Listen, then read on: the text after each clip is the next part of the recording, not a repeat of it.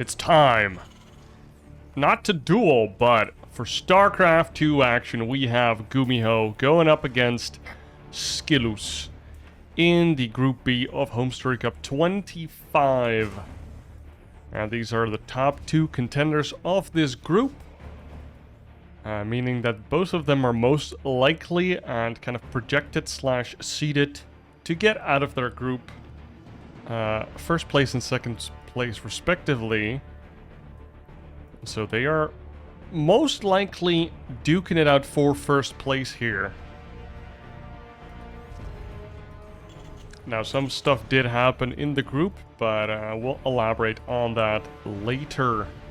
For now, all you need to know is that these are the biggest hitters of the group. And we have Gumi going for a second barracks on the map. And SKillous doing a gateway scout, going out to his opponent's side of the map. Scouts out, well, nothing much so far. Sees just the barracks, which is expected. Yes, GuMiho is building a barracks in his base, very shocking. But not scouting if it's single or double gas. Does stick around with his probe a little bit, so let's see what this Rax is going to be used for. Is it just for an additional Reaper? Or are we going to see some extra cheeky stuff? Are we going to see a tech lab? We are seeing a tech lab. I said this last cast and I was like, well, I say this, but I don't know if Proxy Marauder stuff is any good right now. Or at all, ever. But there's no Reaper upgrade anymore, so I'm fully expecting, yes, Proxy Marauders. Now that's cool. That puts a smile on my face. What puts a smile on SKillous's face is finding out that there is indeed a Proxy Rax there. And as you can see, I failed to show, but GuMiho saw that SKillous saw it. So both players in the know of what's going on, and GuMiho now can't pull up like 2 or 3 Marauders before going. Or it's usually 2, because that's when Concussive Shell finishes. But so he just needs to move out right away, and he goes up into a follow-up plan. I don't know how SKillous managed to be up 3-0 in the best of 3, but let's fix that back to 0-0. Gumi now pooling his units at the front here. I would kind of be surprised if he does anything more than just move up, try to kill a unit, confirm that shield batteries have been completed, and then go back home. And see if he gets shot once the shield batteries have been confirmed, and Gumi walks back. Dude, holy shit. It's like I've seen StarCraft 2 before. Shade comes out, confirms that the units are still there. Dude, I love how these players are playing against each other or off each other. Stargate's underway, almost done for SKillous here. CC halfway done for our boy GumiGod. No factory just yet, no engineering bay either, so this Oracle could put the hurt on GuMiho here. How many Marauders do we have? We have 4 Marauders on the map. And the SCVs are pulled. Dude, this CC, it hasn't even been scouted yet, but it's a fake. Or I guess if you do enough damage, then it's not really fake. We still have a decent amount of SCVs. Actually, GuMiho been producing SCVs behind this. And the boys are being pulled. And is SKillous ready for this? No sentry to put down a force field. And this Stalker gets ambushed right away, gets targeted down with the 5 Marauders. The first shield battery gets targeted down. The nuclear battery has been committed, gets targeted down by the Marauders as well, doing bonus damage to buildings, of course. Or I don't think they just armored. They just do good damage. And the SCVs have all... No, not all of them. Only 6 of them have gone down. The probes were pulled and killed. There is a Phoenix here. I'm very surprised to see a Phoenix. The Oracle did do work. Look at that Oracle. 7 kills on the Oracle, and SKillous seems to be surviving. I'm a little surprised. I was expecting GuMiho to just raffle stomp through his opponent here, but GuMiho now sitting on 2 orbitals, 21 SCVs. 2 of those are still on the map, and GuMiho actually GG's out.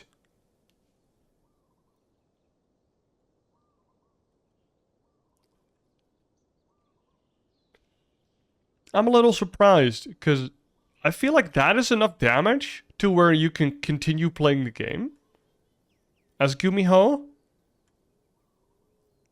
But if you feel like you should like, any more damage would have killed SKillous. So then, why do you have another orbital? Why didn't you pull all of the SCVs? Do you pick up what I'm putting down? I'm like, why didn't you go more all in if there was no amount of damage you could do that would put you in a spot where you wanted to continue playing the game? Because you almost have stim. You could have had a third Rax. Like, I feel like you can play this game, but I guess it's very annoying against Stargate getting more oracles on the map, especially Phoenix start roaming the map. You can just never leave your base ever as GuMiho until you have like a good army, turrets, maybe even Vikings, and that means that SKillous can get a third and almost a fourth base just uncontested. SKillous takes a bit of an anticlimactic game number 1. And for game number 2 between SKillous and GuMiho, we are here on Ghost River, which is a map that has been growing on me a lot ever since I've been casting it more and playing it less. It's become a more fun map to me. Now, before the action kicks off, be sure that you are subscribed to the channel and perhaps even liking this video. I hope you are enjoying the StarCraft coverage of the Homestory Cup and future events. Anything that isn't related to sports washing, basically. Probe makes sure that there's no hidden barracks being built in its natural, you know. If GuMiho does it once, he might do it twice. I always think back of the GuMiho making 3 barracks in the middle of the map. Oh, I forgot the name of the map. I think it's the same map where Showtime forgot his Nexus. Like, he was playing versus Raynor, and he forgot that there was a base there. It just blanked out of his mind, and so he never took it. I'm pretty sure I called that video Endgame Euphoria, because it was such a banger of a series. I do recommend Showtime versus Raynor. It was very sick. But on that map, GuMiho went 3 racks, 3 proxy racks versus Scarlet.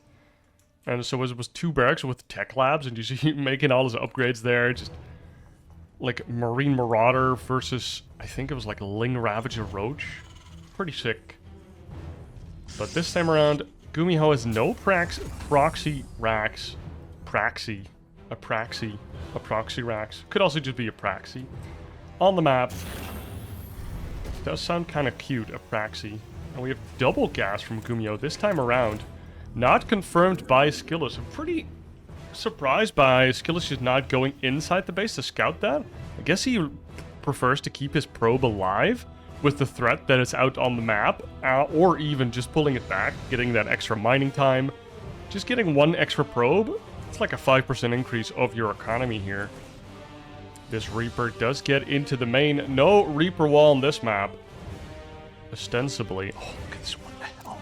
Dude. This Reaper. What? GuMiho, playing the mind games, now runs in, knows that it's time for the tech to go down.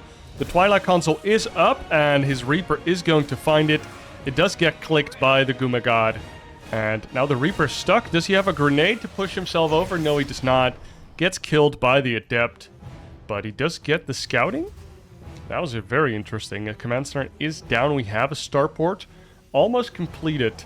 We do have a Cyclone underway, 2 Marines underway. No other units on the map for GuMiho except for just SCVs. 1 Adept going across the map, whilst the other is staying at home, making sure that no secondary Reaper can join in on the fun. That would be kind of interesting if there was just another proxy racks, a praxi, as we've coined it. It just pulled up like 3 Reapers and now runs into the base. I think it's 3 or 4 Reaper shots to kill a worker. Honestly, I've had so many drones being shot at by Reapers and I even can't think of it. I think it's 4, like gun to my head, it's 4. So then pooling 2 Reapers is best. Oh, the SCVs wanted to start mining, but now they have to start fighting. versus this Adept. Oh my god, the pickup into the CC from GuMiho, saving his low HP SCV. Now, why did all of the SCVs get picked up? It's because there is a little command on the command center that says pick up near SCVs or nearby SCVs, and then it will pick up the nearest by 5 SCVs. Which I think is the only way to, like, pick them up. If you... Oh. Cyclone actually staying alive here. I'll explain later. No time. 5 probes going down to this cheeky Cyclone for Marine drop. But what I was saying is, if you have units, and you click the units, you have them selected, and you move command them, and you click on the medevac, they will go into the medevac. Because there's space. But if you do that with a command center... which does have space. Now it's an orbital, doesn't have any capacity. But if this was a PF or a command center, it would have capacity. But if you move command your SCVs into the CC, it won't pick them up. You have to specially select the command center and then do like the load command, which the medevac also has that command. But a medevac, you can load it up in multiple ways, whereas a command center, you have to like use the command on the command center, which is a little weird that it's different from a medevac, but I guess it's a building and not a unit. So it's okay. Just a StarCraft quirk. SKillous is across the map with a couple units. He has an observer here, and he has blink, but it's only 3 stalkers. Damn, being very aggressive with only 3 stalkers. Suppose he already blinked in once and then we missed it, perhaps. No, only 1 stalker just lost, so those are the only 3 blink stalkers that SKillous has produced. Now, we've seen a bunch of blink stalker openers from Protoss versus Terran, and it's usually been 5 stalkers, and they've been brutal. Like, completely brutal. 3 tanks ready to defend their, well, 2 bases. Not really their homeland. 3rd CC starts up, a 4th tank is done. Dude, GuMiho has a lot of tanks. And I've illustrated before that this map, this 3rd base is very hard to defend against siege tanks. Because if you're in this choke next to your, like, nexus, like, imagine your army is here and your opponent, like, sieges up over here. Like, suddenly you have, like, this choked up area where your opponent has a bigger arc.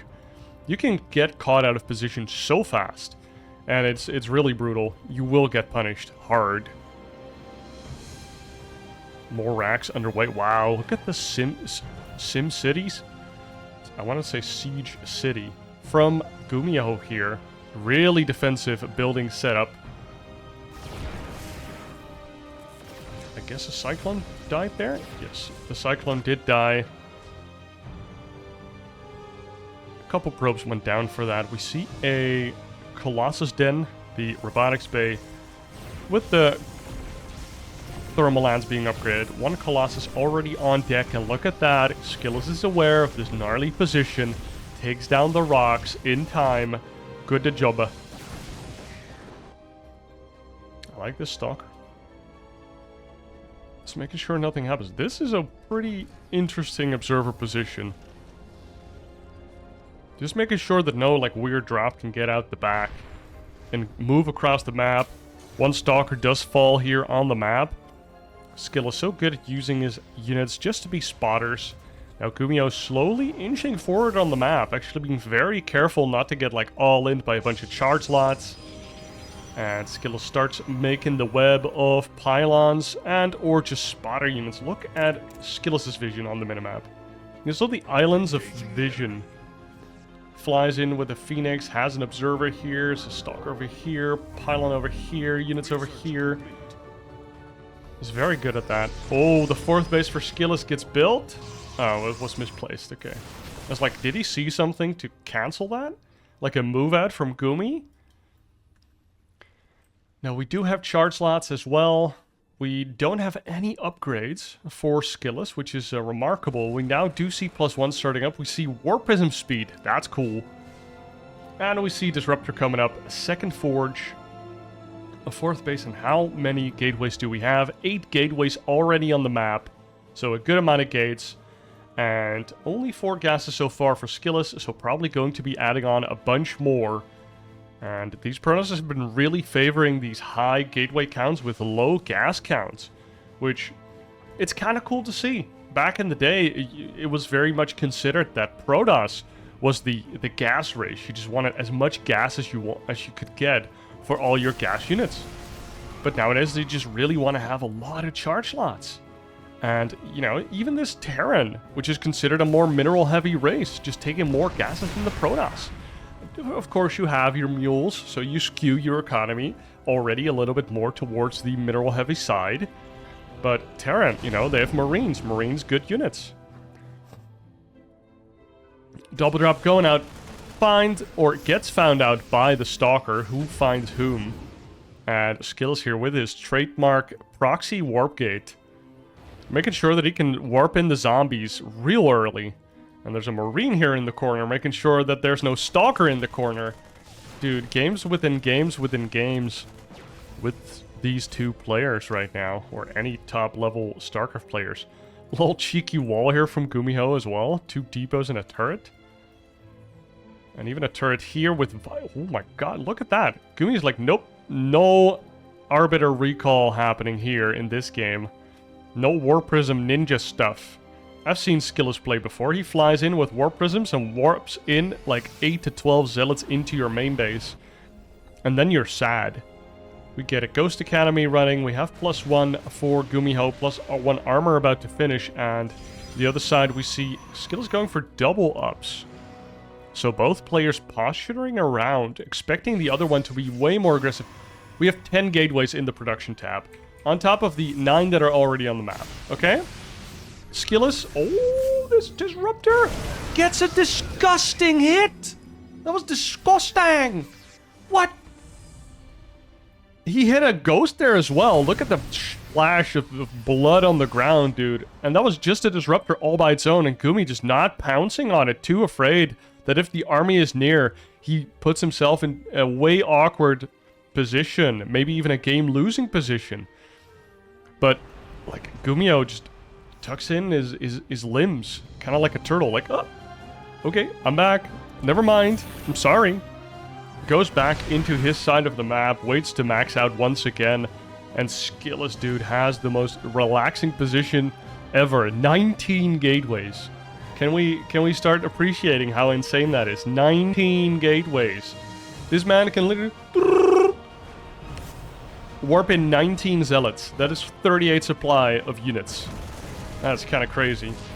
Pylon in the middle of the map gets sniped.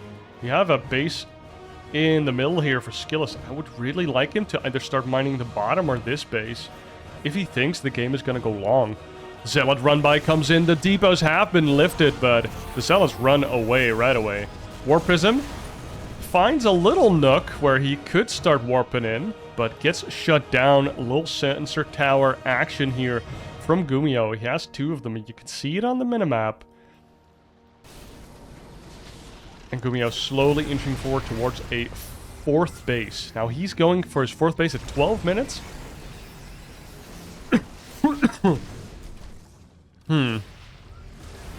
This makes me think of a thread that is on Team Liquid right now, where people are discussing which expansion of StarCraft 2 is the most entertaining, which is, like, you have to define entertaining for yourself before you can really answer that question. And a thing people have been saying a lot is that Legacy is super cool, but I really hate that the late game starts at 10 minutes.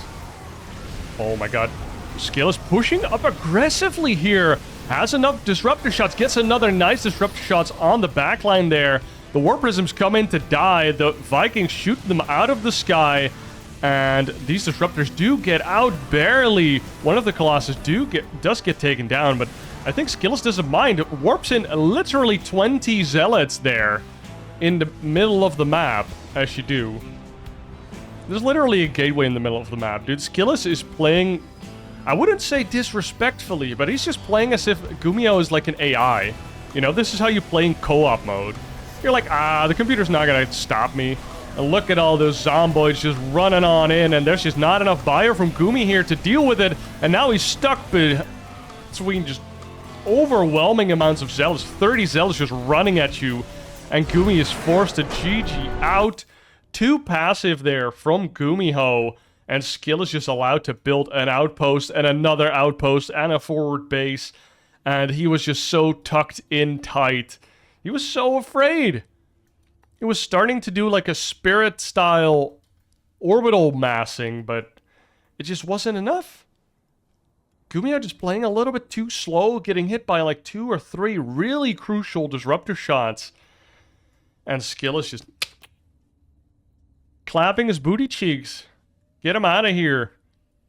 And with that, SKillous wins the game versus GuMiho, putting him in a pretty good position to get out of this group in first place. To finish off my story about the Team Liquid thread, thank you for watching if you're going. I hope to see you in the next one. Cheers. Be sure to like and subscribe, blah, blah, blah. The Team Liquid thread is all about which expansion did you think was the most entertaining. Now, I did do a short reply on that thread, and I thought that I personally, as a player, really enjoyed getting into Wings of Liberty with everybody else, and I enjoyed Heart of the Swarm the most as a player, because it fit my style of playing the most, and I prefer games that are already figured out, but you can the counter meta stuff is still viable. That is what I enjoy the most. I enjoy playing the stuff that is not meta, but it is viable if you play it enough. And then a common complaint, which I thought was interesting, by lack of better words, is that Legacy of the Void had the late game start so early. People are like, I don't really like how the early game is like 3 minutes, and you have like 2 units, and nothing happens ever, unless it's a big cheese, and then the mid game lasts for 2 seconds, like 1 attack, basically, and then boom, we're in the late game. And playing-wise and entertainment-wise, like, the players are so good at Legacy, and Legacy is a pretty goddamn balanced game. Like, we don't have any, Broodlord Infestor type stuff going on. We don't have the Mass Raven stuff going on. We don't have the Mass Swarm Host stuff going on. We don't have a lot of draws. If they happen, they are hyped because of that. So in that sense, Legacy is a really good game. But people still thought that entertainment-wise, they preferred late Wings, for example. Or early Wings. Even though I think, if we look back, those games were kind of meh. You know, the map pool was kind of interesting, to say the least. So, I don't know. I thought it was just very interesting that even though 12 worker starts is probably a net positive, we did lose a little bit of that early game intricacy. Where if you look at Brood War, for example, starting with 4 workers, yes, the game is a little slower to ramp up, but there is more planning that can go on. There, you have more time in the early game to actually have some shenaniganry develop, or to really set up a different game plan. Because one thing I read that did resonate with me is that somebody said, sorry, I don't have any sources, it's in the thread, that Legacy is pretty interesting, and that the early game, you can do a couple cheeky things, but you always kind of end up in the same place anyways. We all end up in the same type of mid/end game, because, well, you just don't have that much time to play with your mid-game composition. You do 1 or 2 attacks, and after that, you better be transitioning into the Disruptors, the Colossus, the Storm, the Ghosts, the whatever. Which, I don't know, it's of course a skewed, skewed perspective for us, because we weren't as good at the game of StarCraft 2 as we are nowadays. So back in the day, I feel like we stuck on lower tech compositions for longer. Think about Zerg versus Terran, where the Zerg players would stay on 2/2/2 upgraded Lingbane Muta for basically the entire game against 3/3 bio because we were just afraid of going into Hive. Because it was more expensive, took slightly longer than it does nowadays, I think. And you just didn't want to die. You had to consistently make Ling, Baneling, Muted, and constantly trade away. Which was very fun to view, I think, as a viewer. So that is very entertaining. But maybe with the skills that we have now, any player playing that game would perhaps go up to Hive and get 3-3 and get... I don't know if you would get Ultralisk because they were kind of meh, but you would definitely get Infestors. And probably Broodlords because, you know, Broodlord and Infestor. But you'd actually go up to that. Given the mechanical skill that we have now. So I thought, I don't know. That's all my thoughts, I think. I just thought it was interesting how people thought about StarCraft 2 being entertaining. And I think there is some merit in their in their reasoning, in their answers, that maybe some people do think Wings was more entertaining or Heart of the Swarm was more entertaining. But in the end, we are playing Legacy of the Void right now, or even Nova Covert Ops, I guess. Like, we're way past early Legacy, if people remember that. Like, the early Adept was pretty crazy. The Disruptor has been changed multiple times. The Lurker has been changed a couple times. The Liberator even has been changed, especially the maps. Because of that Liberator shenaniganery, the Nidus has been changed a bunch. Like, it's a new game altogether in 2024. And I just hope that we can enjoy this one that we have right now, because I don't think we're going to see a lot of Wings of Liberty tournaments coming back anytime soon. Although, it would be interesting to see one, I think. Like, we've been seeing the SC2 versus SC1, like the Evo mod. That one's been pretty cool. Like, it's StarCraft, but a slight twist. So maybe at some point there will be a format where we can play, like, Wings of Liberty that is entertaining for, like, 1 or 2 tournaments. I don't know. Might be a flavor of the month type of thing that'll eventually hit us. Maybe it's a 2025, 2026. We don't know. I just don't see StarCraft 2 going anywhere right now, because all the other games just don't look as good, and it's hard to compete with StarCraft. It's, I think anybody who likes StarCraft and is watching it right now is very hard to steal, because you are just watching a super, super mature game. And that's probably what you like if you're watching StarCraft. So it's pretty hard for a veteran StarCraft viewer to be like, I guess I'm gonna watch Battle Aces now, or Stormgate, or Zero Space, which does look good, or Immortal Gates of Pyre.